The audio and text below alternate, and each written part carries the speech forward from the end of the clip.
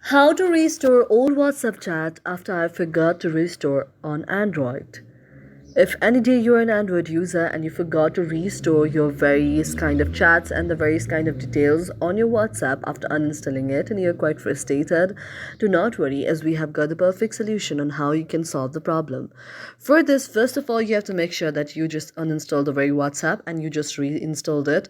After that, what you have to do is you have to go to the next option, that is you can go to the very option of the three dots on the top. After tapping on the three dots on the top, now you have to go to the option of the settings.